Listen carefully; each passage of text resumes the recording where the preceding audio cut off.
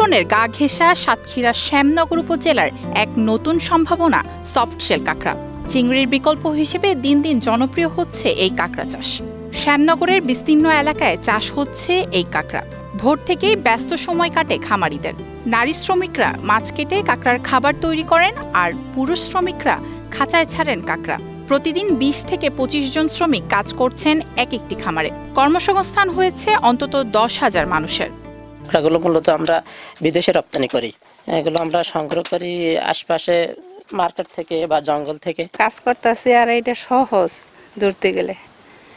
কাজ করতেছি ৫-৭ বছর ধরে।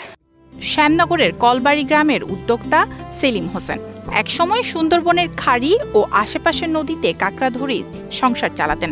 তবে কয়েক বছরের মধ্যেই তিনি হয়ে উঠেছেন একজন সফল সফটশেল কাঁকড়া চাষি। মাসে আয় করছেন লাখ টাকা। আমি যখন পয়লা শুরু করি তখন আমার ১,০০০ বক্সে দিয়ে শুরু করা, প্রায় মাসে লক্ষাধিক টাকা লাভ থাকে। আর এটা মোটামুটি একটা ভালো ব্যবসা, যদি মন কান দিয়ে নিজেরা শ্রম দিয়ে করা হয় তা আমার মনে হয় এটা একটা লাভজনক ব্যবসা। শ্যামনগরে বর্তমানে ৩৬৪ জন চাষি ৩২১ হেক্টর জমিতে সফটশেল কাঁকড়া চাষ করছেন। বছরে উৎপাদন হচ্ছে প্রায় ৩,৬০০ মেট্রিক টন কাঁকড়া। এখানকার কাঁকড়া রপ্তানি হচ্ছে ইউরোপ, আমেরিকা ও চীন সহ এশিয়ার বিভিন্ন দেশে। আপনারা দেখতে পাচ্ছেন এটা প্রসেসিং সেন্টার সফটশেল ক্রাফট। প্রথমে আপনার আমাদের এখানে আশপাশ পার্শ্ববর্তী অঞ্চল জুড়ে যে সফটশেল ফার্মগুলো গড়ে উঠছে, ওরা মালগুলো প্রতিদিন কালেক্ট করে, ৪ ঘন্টা পর পর চেক দেয়। চেকে যে মালগুলো ওঠে ওগুলো কালেক্ট করে সরাসরি আমাদের প্রসেসিং সেন্টারে নিয়ে আসে।